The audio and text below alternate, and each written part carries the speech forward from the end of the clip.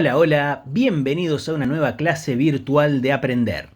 En el día de hoy les traigo una clase de derechos reales. Ya sabés que si querés tener acceso total al curso de derechos reales, solamente tenés que suscribirte a mi canal y buscar la lista de reproducción de derechos reales y vas a tener acceso a todas las clases que componen este curso de manera absolutamente gratuita. Y en este video vamos a hablar sobre los derechos reales de uso y goce. Los denominados derechos reales de uso y goce son 4. El derecho real de usufructo, el uso, la habitación y la servidumbre. Vamos a hablar sobre el usufructo. Para ello vamos a ir directamente al concepto que nos aporta nuestro Código Civil y Comercial de la Nación, en el artículo 2129. Acá se establece que el usufructo es el derecho real de usar, gozar y disponer jurídicamente de un bien ajeno, sin alterar su sustancia. Como pueden apreciar, este es un derecho real sobre cosa ajena y que se ejerce por la posesión. Asimismo, es un derecho real de los denominados de uso y goce o de disfrute, junto con el uso, la habitación y la servidumbre. Y este es también un derecho real principal. Vamos a analizar los elementos del usufructo. Con respecto al sujeto, este derecho real puede ser constituido a favor de personas físicas o personas jurídicas. Y puede ser constituido también en cabeza de un sujeto único o de un sujeto plural. Es así que puede presentarse el supuesto de cousufructo. Así lo establece el artículo 2132. Este artículo prevé que el usufructo puede establecerse conjunta y simultáneamente a favor de varias personas. Si se extingue para una, subsiste para las restantes, pero sin derecho de acrecer. Con respecto al objeto, la constitución del usufructo puede recaer tanto sobre bienes materiales como sobre bienes inmateriales. Así lo prevé el artículo 2130. Este artículo expresa que el usufructo puede ejercerse sobre la totalidad, sobre una parte material o una parte indivisa de los siguientes objetos: una cosa no fungible, un derecho solo en los casos en que la ley lo prevé, una cosa fungible cuando recae sobre un conjunto de animales, el todo o una parte indivisa de una herencia cuando el usufructo es de origen testamentario. Vamos a ver ahora algunos aspectos distintivos del usufructo. El primero de ellos está relacionado con la propiedad ajena. Como habrán podido apreciar por lo que he presentado hasta el momento, se trata de un derecho real, en virtud del cual el propietario constituyente desmiembra ciertas facultades que son inherentes a su derecho real a favor del titular del gravamen denominado usufructuario. Y el usufructuario tiene el deber de respetar este principio de salva rerum substantia. Y este principio tiene dos aspectos fundamentales. Por un lado, el deber de conservar la materia del objeto, es decir, que el usufructuario no puede modificar la cosa en sus características esenciales. Y también tiene el deber de no alterar el destino de la cosa. Es así que el usufructuario debe mantener el destino económico de la cosa. Es decir, que el goce del usufructuario va a estar definido por el destino natural y ordinario de la cosa.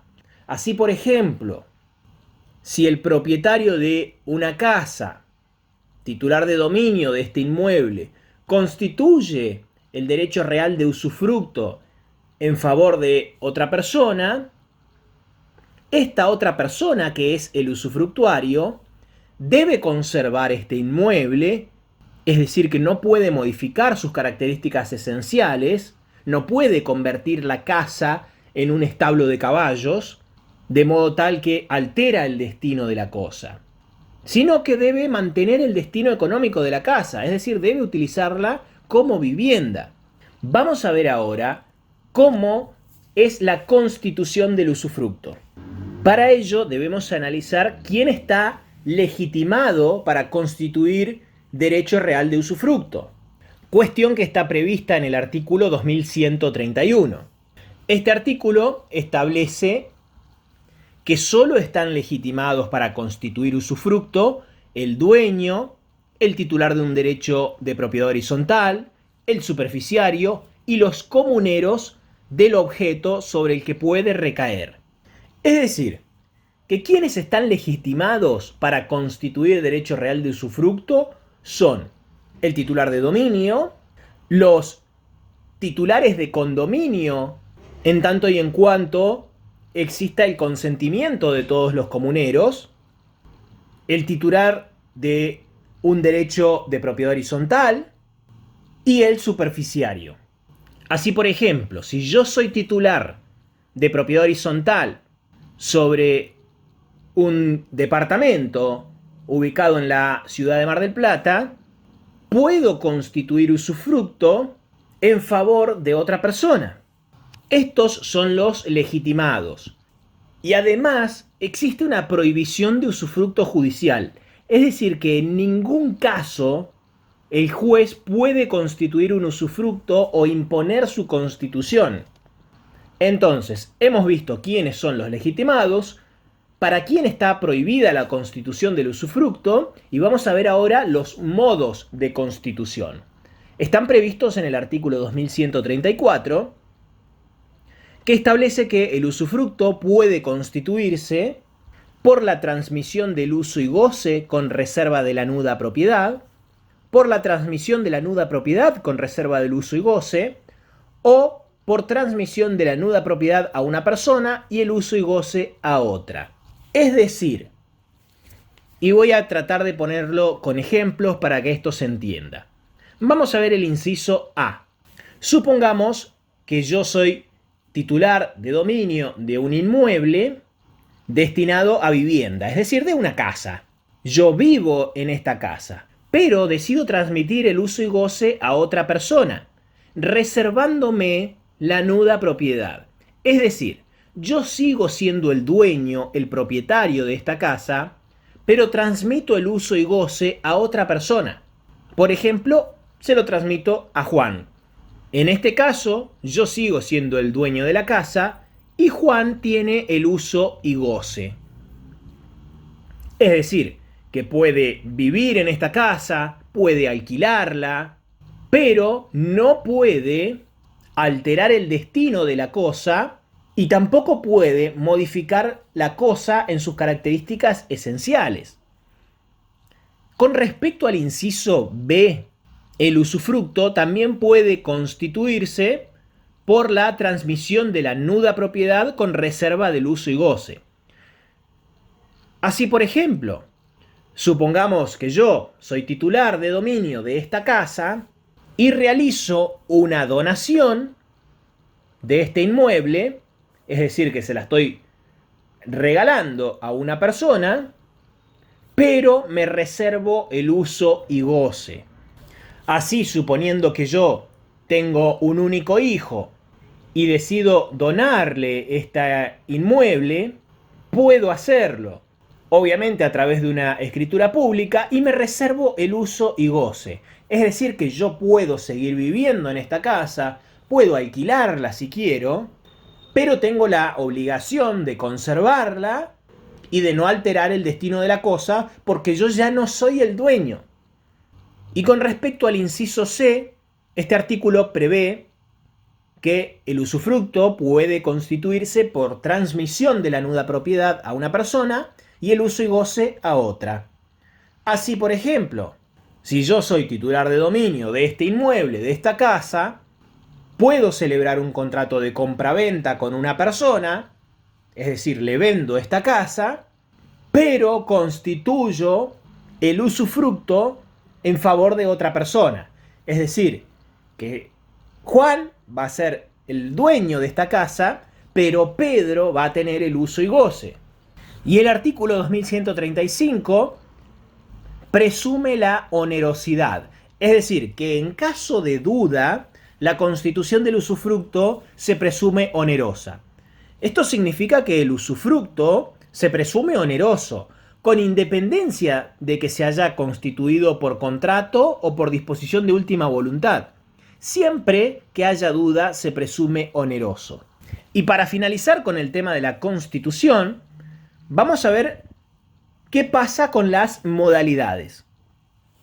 Cuestión que está prevista en el artículo 2136 y que establece que el usufructo puede ser establecido pura y simplemente, sujeto a condición o plazo resolutorios o con cargo. No puede sujetarse a condición o plazos suspensivos. Y si así se constituye, el usufructo mismo se tiene por no establecido. Cuando el testamento subordina el usufructo a una condición o plazos suspensivos, la constitución solo es válida si se cumplen antes del fallecimiento del testador.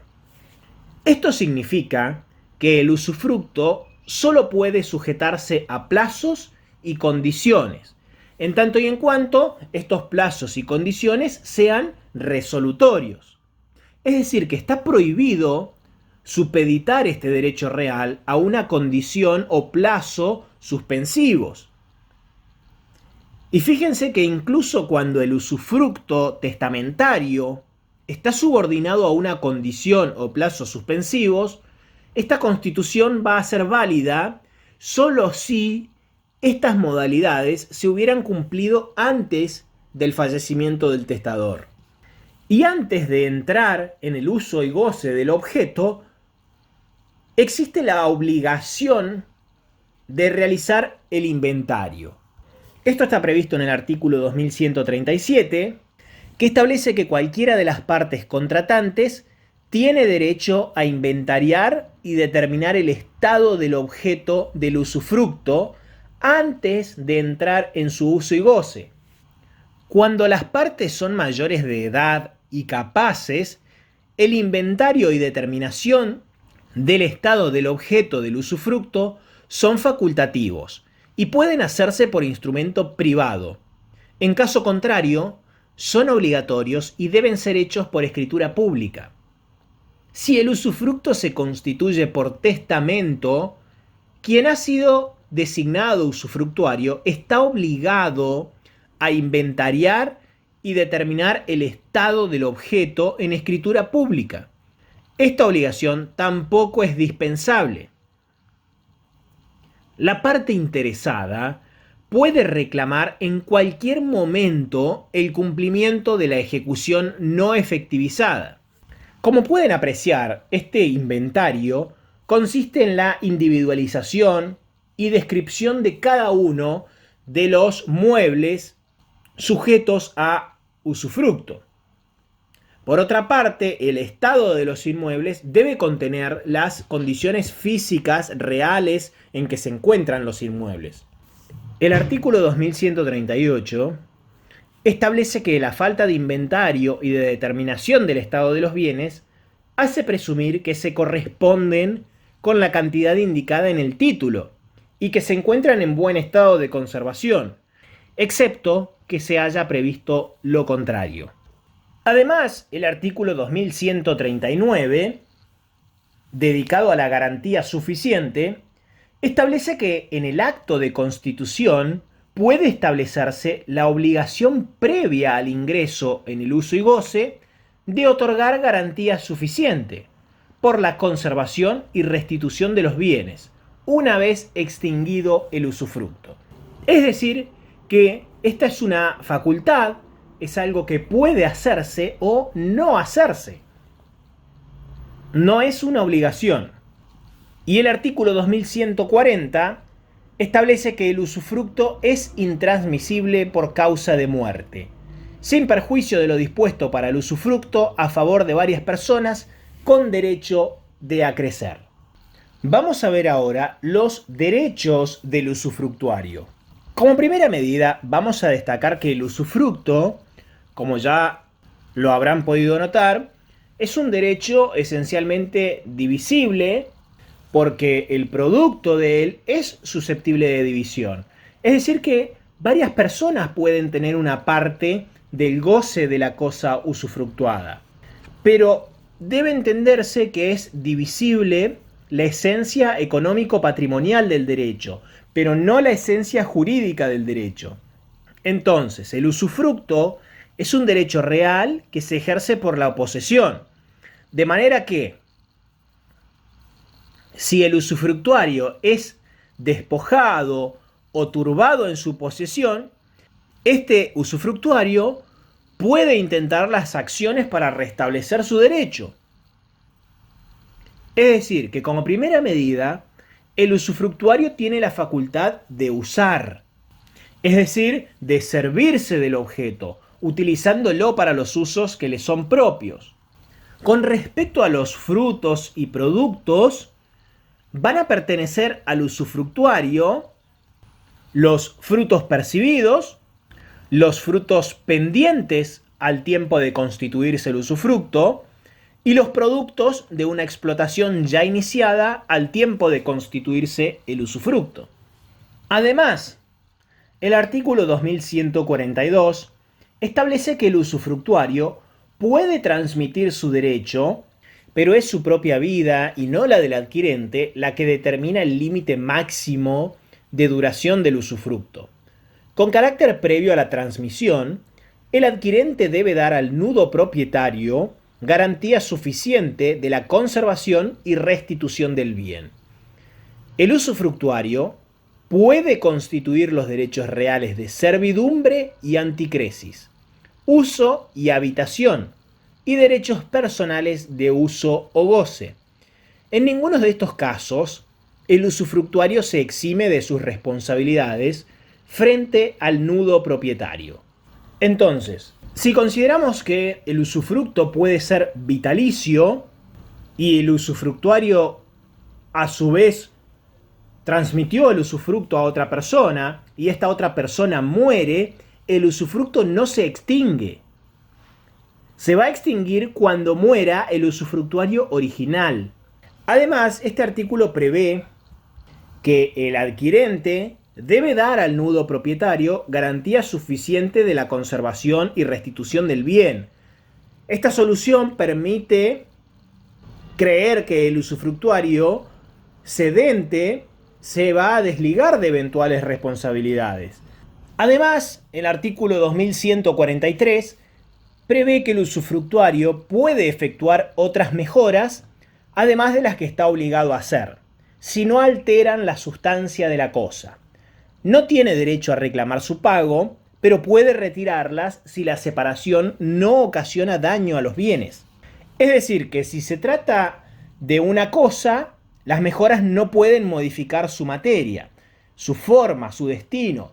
Y si se trata de un derecho, no puede menoscabarlo.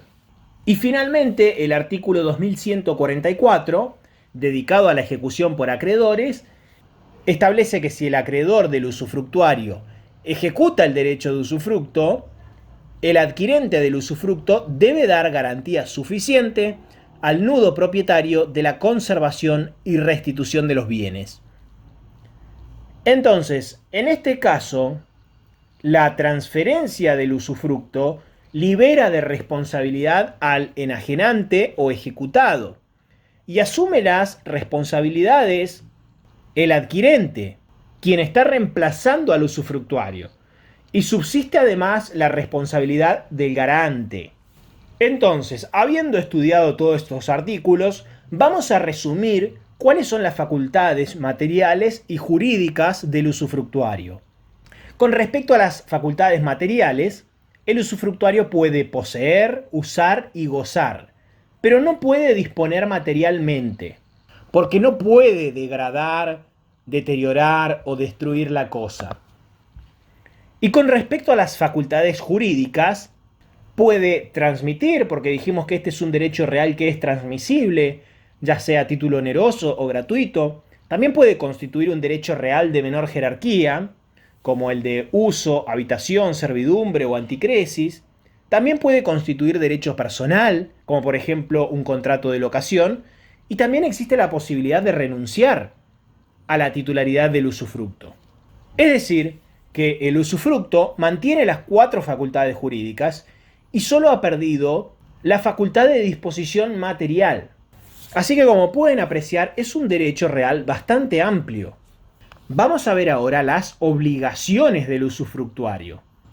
El artículo 2145 establece que el uso y goce por el usufructuario debe ajustarse al destino de los bienes del usufructo, el que se determina por la convención, por la naturaleza de la cosa o por el uso al cual estaba afectada de hecho. Entonces, la primera obligación es la de ajustarse al destino de la cosa. Y el resto de las obligaciones podemos sintetizarlas en las de realizar las mejoras necesarias, las obligaciones de pagar tributo, lo cual incluye todo tipo de impuestos, tasas, contribuciones, expensas comunes, etc. También las comunicaciones al nudo propietario que debe hacer el usufructuario. Es decir, que toda vez que el usufructuario sea perturbado en razón de la cosa, debe comunicarlo al nudo propietario. Y el último deber que tiene es el deber de restitución. Es decir, que el usufructuario va a tener que entregar los bienes objeto del usufructo a quien tenga derecho a la restitución al extinguirse el usufructo. Vamos a hablar ahora sobre el nudo propietario. El nudo propietario conserva la disposición jurídica y material que corresponde a su derecho, pero no debe turbar el uso y goce del usufructuario. Es decir, que este nudo propietario mantiene su dominio, aunque es un dominio desmembrado, sobre el objeto. Es por ello que puede realizar todos los actos de disposición jurídica y material, en tanto y en cuanto no haga nada que dañe el goce del usufructuario o que restrinja su derecho.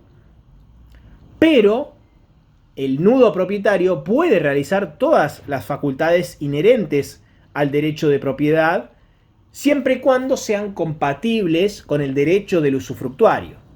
Y para finalizar con esta clase, vamos a hablar sobre la extinción del usufructo.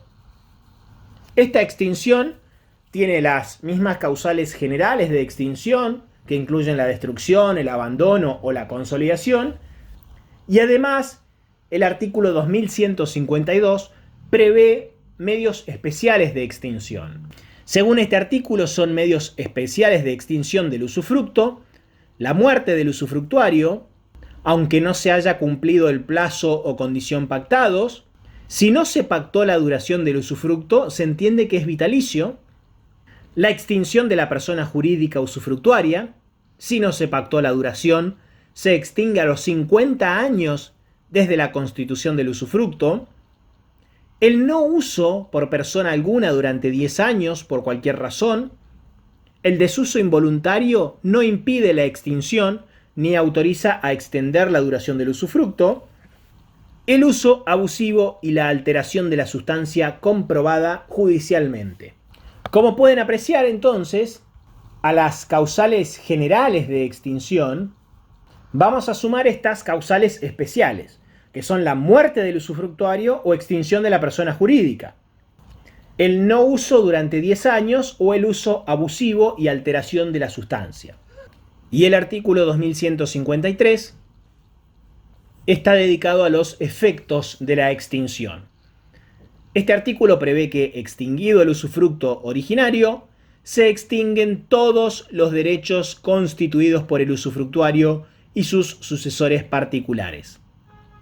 El usufructo cedido por el usufructuario no puede durar más allá de la oportunidad prevista para la extinción del usufructo originario.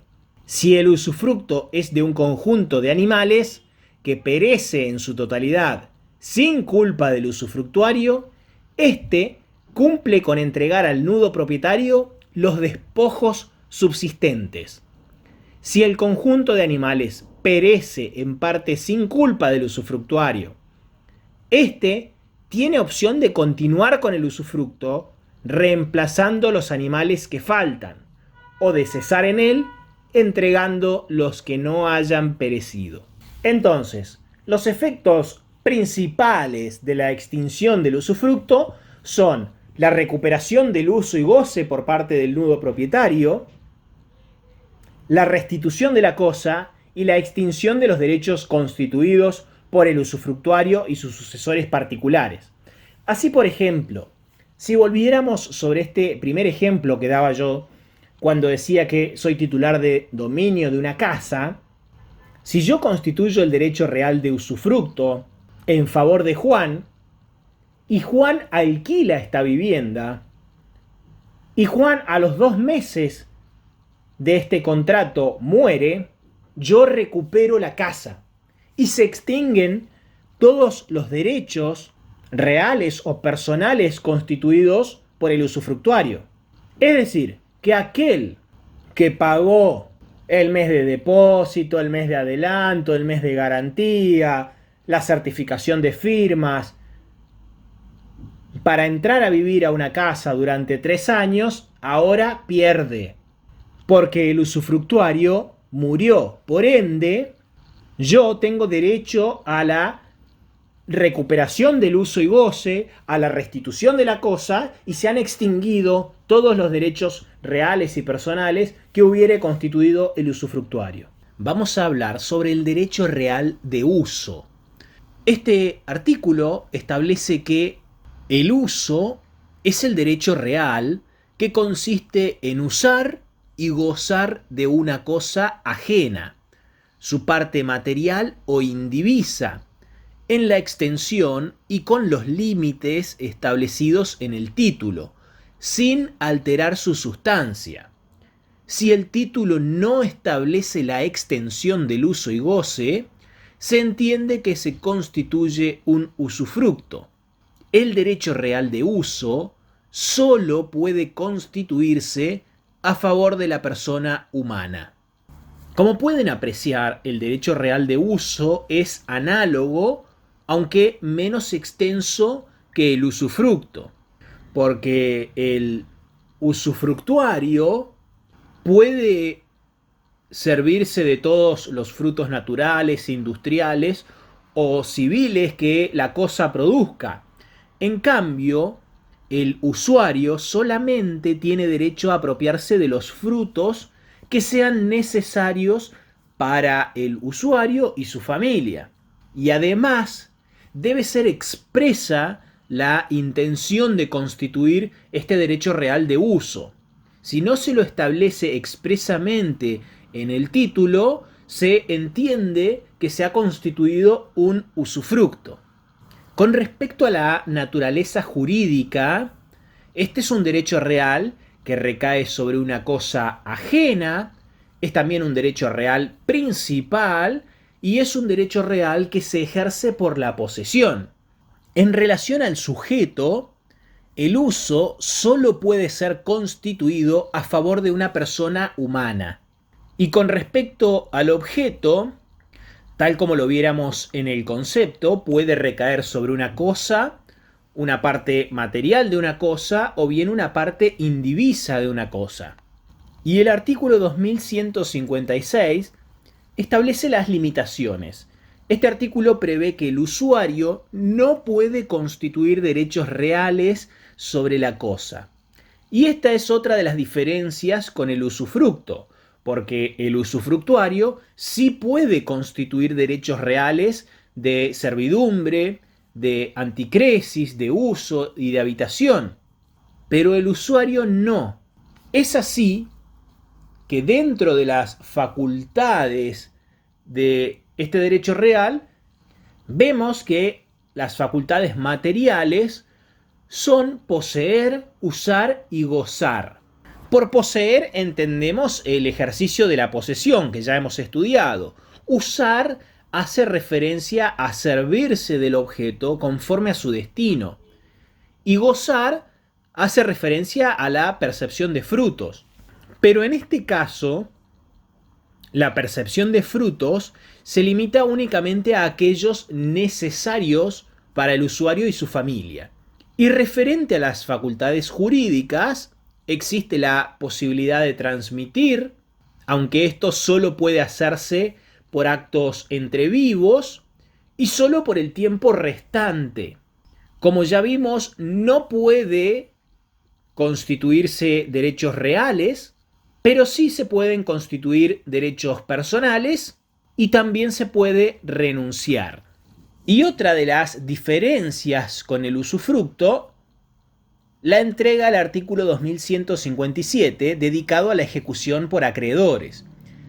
Este artículo prevé que los frutos no pueden ser embargados por los acreedores cuando el uso de estos se limita a las necesidades del usuario y su familia. Si recuerdan de la clase anterior, vimos que el usufructo sí puede ser embargado, pero no el uso. Vamos a analizar ahora la extinción del uso. Lo primero que vamos a destacar es que es muy similar a la extinción del usufructo, con la salvedad de que al ser imposible la constitución de uso por parte de una persona jurídica, no operan los modos especiales de extinción para la persona jurídica, porque es imposible que se constituya el derecho real de uso en favor de una persona jurídica. Esta extinción tiene las mismas causales generales de extinción, que incluyen la destrucción, el abandono o la consolidación, y además el artículo 2152 prevé medios especiales de extinción. Según este artículo, son medios especiales de extinción del usufructo, la muerte del usufructuario, aunque no se haya cumplido el plazo o condición pactados. Si no se pactó la duración del usufructo, se entiende que es vitalicio. El no uso por persona alguna durante 10 años por cualquier razón. El desuso involuntario no impide la extinción ni autoriza a extender la duración del usufructo. El uso abusivo y la alteración de la sustancia comprobada judicialmente. Como pueden apreciar entonces, a las causales generales de extinción vamos a sumar estas causales especiales, que son la muerte del usufructuario o extinción de la persona jurídica, el no uso durante 10 años o el uso abusivo y alteración de la sustancia. Y para finalizar con esta breve clase, vamos a dar un ejemplo con el cual todo va a quedar mucho más claro. Teniendo en cuenta todos los aspectos del uso que hemos visto, vamos a decir que si una persona humana constituye un derecho real de uso sobre una chacra, el uso de esta chacra comprende el derecho de habitar en ella, es decir, el usuario va a poder vivir en esta chacra junto con su familia y también va a poder tomar de ella los frutos que necesite, tanto él como su familia, de modo tal que va a poder cultivar la tierra. Si hubiera ganado, va a poder servirse del estiércol para abonar las plantas. Vamos a hablar sobre el derecho real de habitación. Para ello, como lo hacemos siempre, vamos a leer el concepto que nos aporta el Código Civil y Comercial de la Nación. El artículo 2158 establece que la habitación es el derecho real que consiste en morar en un inmueble ajeno construido o en parte material de él, sin alterar su sustancia. El derecho real de habitación solo puede constituirse a favor de persona humana. Como pueden apreciar, en este derecho real, el destino se halla circunscripto a morar en un inmueble ajeno. Y el titular de este derecho real tiene el deber, la obligación de conservar la sustancia de la cosa. Esto ya nos entrega algunos aspectos de la naturaleza jurídica y de los caracteres. Con respecto a la naturaleza jurídica, este es un derecho real sobre cosa ajena, es un derecho real principal y es un derecho real que se ejerce por la posesión. Los caracteres de este derecho real son que es un derecho real temporario, es decir, que no es perpetuo, es intransmisible, y también está la imposibilidad de alterar la sustancia. Como ya lo dijimos en el concepto, solo puede ser constituido a favor de una persona humana. Con respecto al objeto, recae sobre un inmueble ajeno o bien sobre una parte material de este inmueble ajeno. Vamos a ver ahora cómo es la adquisición, fundamentalmente la adquisición legal de este derecho real.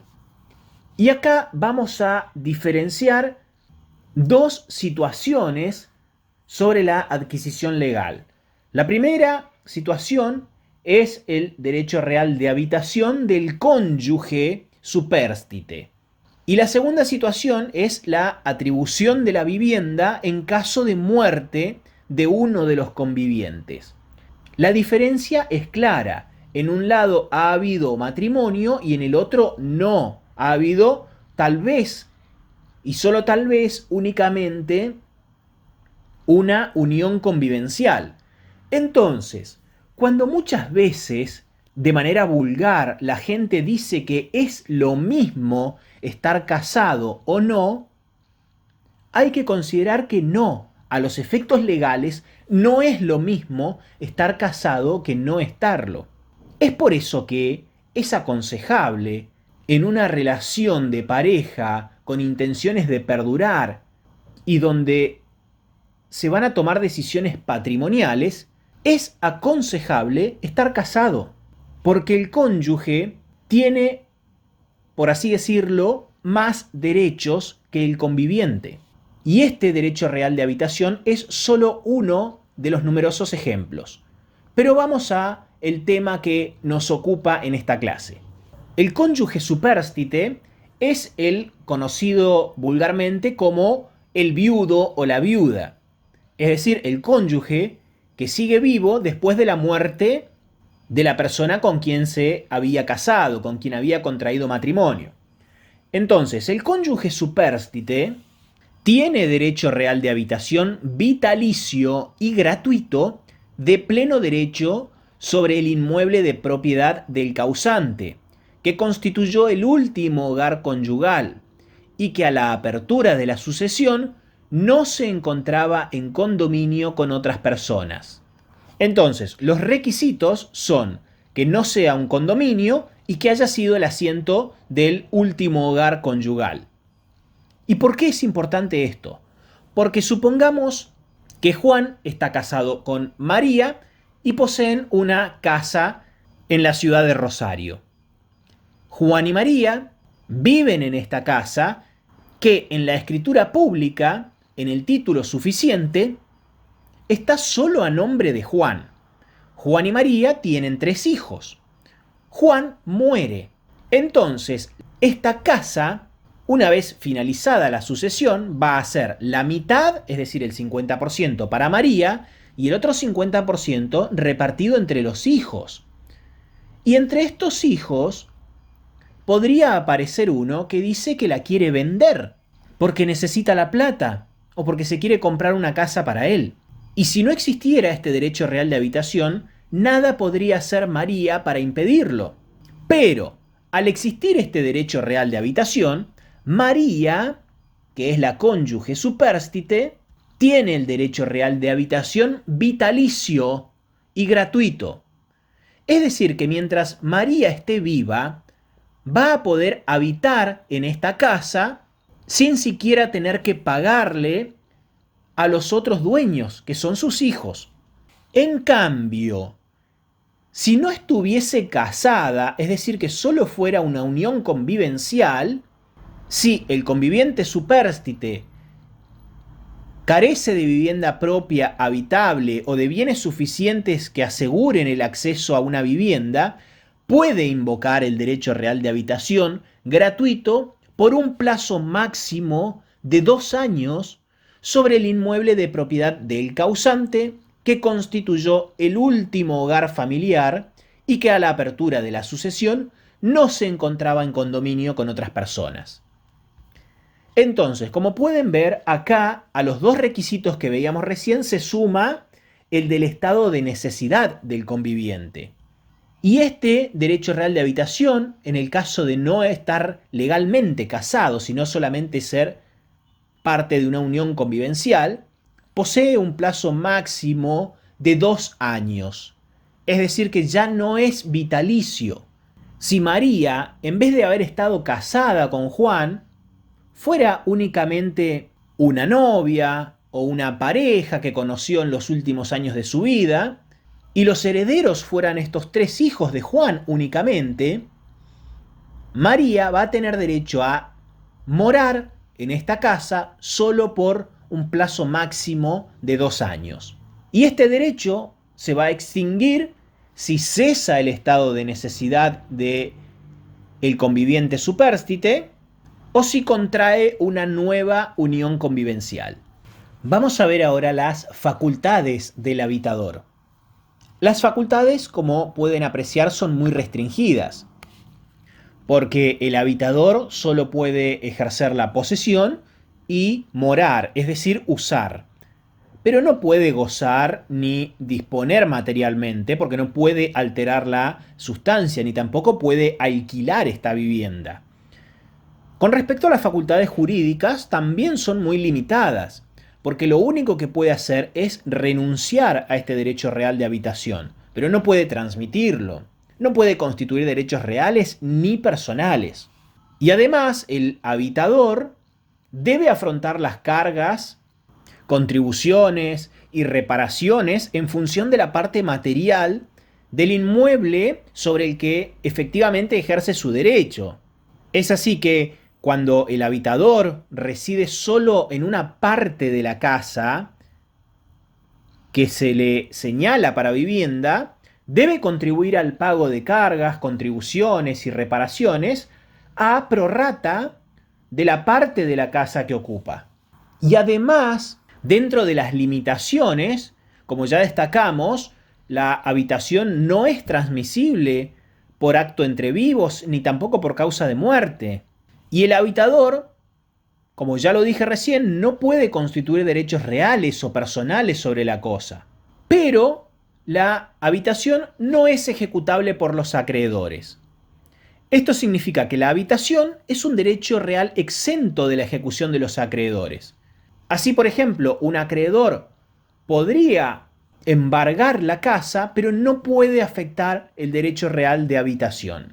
Y con respecto a la extinción del derecho real de habitación, se extingue por las causales generales de extinción, que son la destrucción, el abandono o la consolidación, y por los medios especiales de extinción del artículo 2152 referentes al usufructo, porque este es un derecho real análogo al usufructo.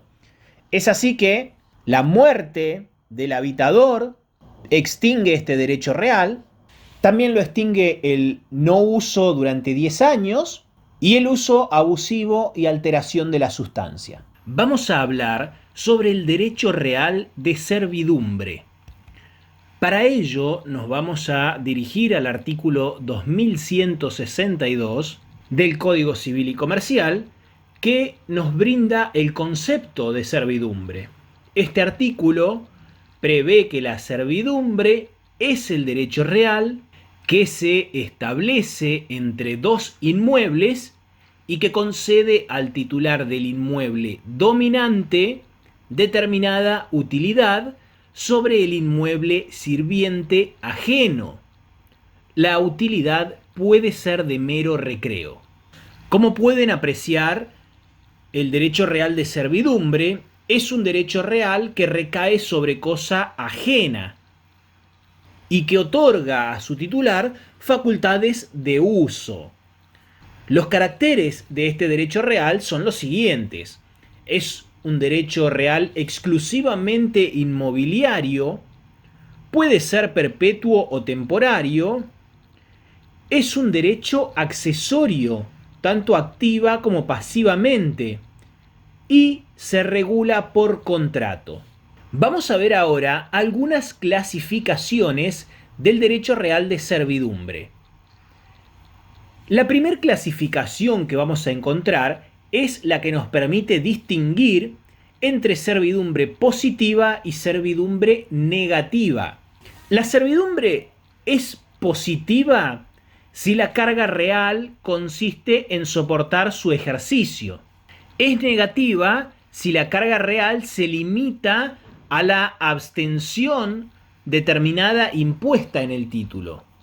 Entonces, la cuestión distintiva es que la servidumbre es positiva cuando el titular puede ejecutar un acto en sentido material, como por ejemplo la servidumbre de sacar agua.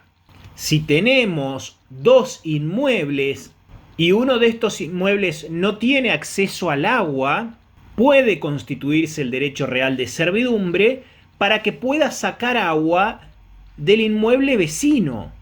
Y una vez constituida esta servidumbre, el titular del inmueble que no tenía agua, es decir, el inmueble dominante, va a tener una utilidad sobre el inmueble sirviente ajeno. Es decir, en este caso que estamos dando a modo de ejemplo, este campo que no tiene agua puede sacar agua del campo ajeno. Y la servidumbre negativa es aquella mediante la cual el titular de servidumbre puede imponer una abstención al titular del fundo sirviente, como por ejemplo la obligación de no edificar. Así, por ejemplo, supongamos que tenemos dos inmuebles, uno de ellos es un aeródromo y el otro inmueble es el inmueble vecino que se encuentra en uno de los extremos de la pista de aterrizaje. Se puede constituir servidumbre de modo tal que el titular del aeródromo le impone la abstención de construir, de edificar a su vecino en su propio inmueble, pero en el sector en que se encuentra uno de los extremos de la pista de aterrizaje. Este es un caso de servidumbre negativa. Tenemos un inmueble dominante, que es el aeródromo, y un inmueble sirviente ajeno, que es este campo que está en el extremo de la pista de aterrizaje. Pero este campo pertenece a otra persona. De modo tal que si se constituye servidumbre negativa, lo que se hace es imponer a esta persona la abstención de edificar. La servidumbre también puede ser real o personal. Servidumbre personal es la servidumbre que es constituida en favor de una persona determinada, sin inherencia al inmueble dominante. Y si se constituye a favor de una persona humana, se presume que esta servidumbre es vitalicia, en tanto y en cuanto el título no estipule una duración menor. Como por ejemplo la servidumbre de sacar mármol de una cantera a favor de un escultor. Y la servidumbre real es la inherente al inmueble dominante. Y en este caso se presume perpetua, excepto pacto en contrario. Y acá la carga de la servidumbre real debe asegurar una ventaja real a la heredad dominante. Y la situación de los predios debe permitir el ejercicio de esta servidumbre sin ser indispensable que se toquen. Como por ejemplo la servidumbre de sacar agua que veíamos recién.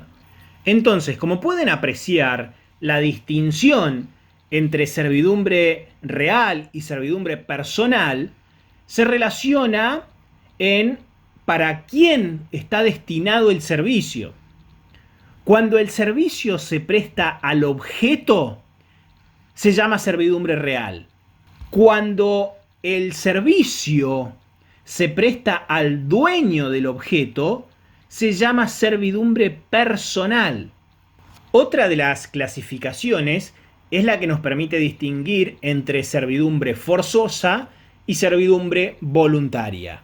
La servidumbre forzosa es la que puede constituirse coactivamente, como por ejemplo la servidumbre de tránsito, que es un tipo de servidumbre que se puede constituir a favor de un inmueble que no tiene comunicación suficiente con la vía pública. Y la servidumbre voluntaria se constituye solo si el titular del fondo sirviente así lo desea. Como por ejemplo la que veíamos recién, esta servidumbre de sacar mármol de una cantera. Y la última clasificación es la que nos permite distinguir entre servidumbres principales y servidumbres accesorias. Y acá la diferencia está en la utilidad, porque las servidumbres principales prestan utilidad por sí mismas, como por ejemplo la servidumbre de tránsito. No se requiere de nada más para poder transitar por un inmueble ajeno. En cambio, las servidumbres accesorias prestan utilidad en función de otras servidumbres. Como por ejemplo, la servidumbre de sacar agua requiere también el tránsito para llegar al pozo. En este caso, de ejemplo, la servidumbre principal sería la de sacar agua y servidumbre accesoria sería la de tránsito. Vamos a analizar ahora los elementos. Con respecto a los sujetos, puede ser todo tipo de personas. Y con respecto al objeto, ya dijimos que es exclusivamente un inmueble, porque este es un derecho real exclusivamente inmobiliario. Y el objeto puede ser la totalidad o una parte material de un inmueble ajeno.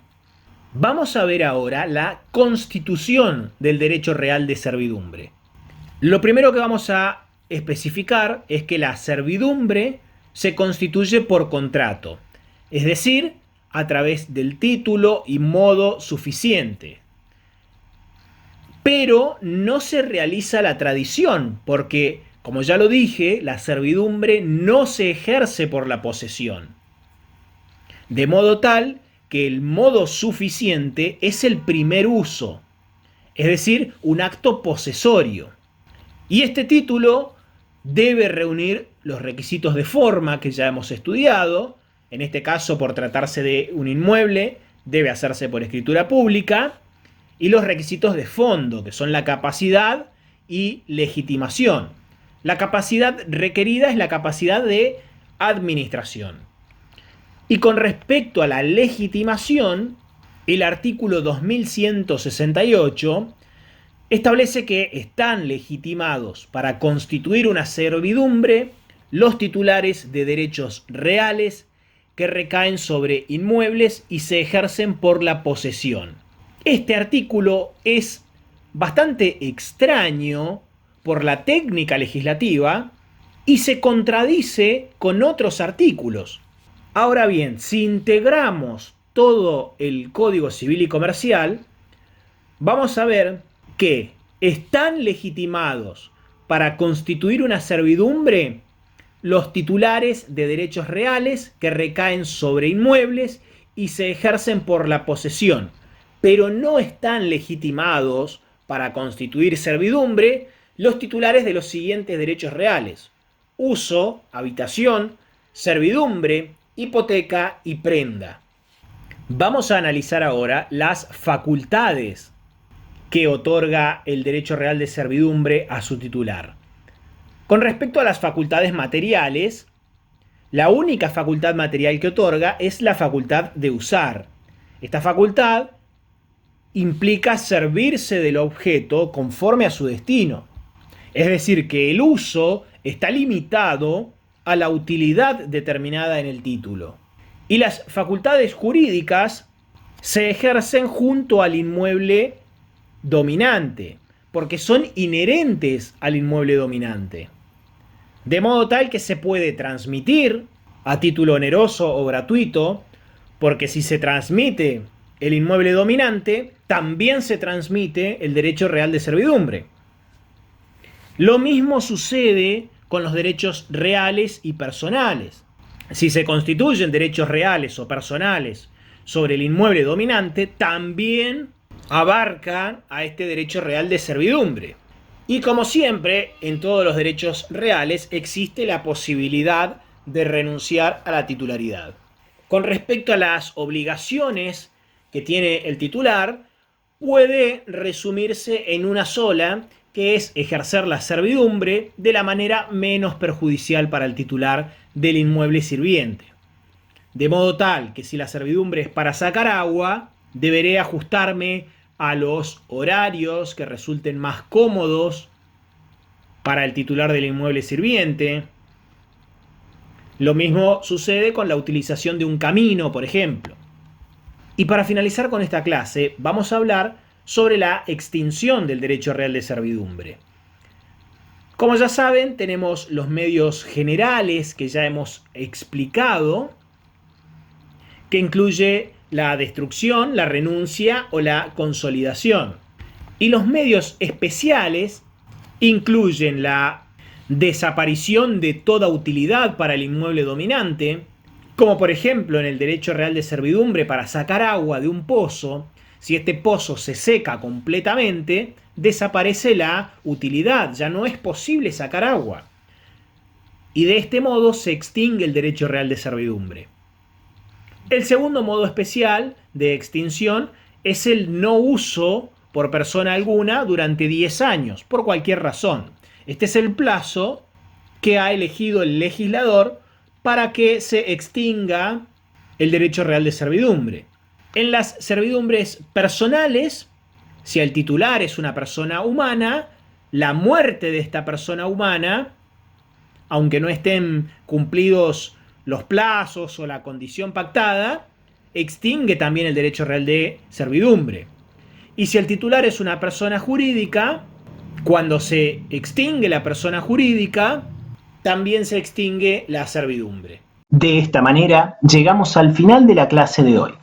Esperamos que el contenido te sea de utilidad, que te sirva y acordate que siempre podés ayudarnos a seguir mejorando. Ya sabes que si te quedó alguna duda, alguna pregunta, podés dejarme un comentario y voy a tratar de responderte lo más rápido posible. Muchas gracias por pertenecer a la comunidad académica de Aprender y esperamos que tengas mucho éxito.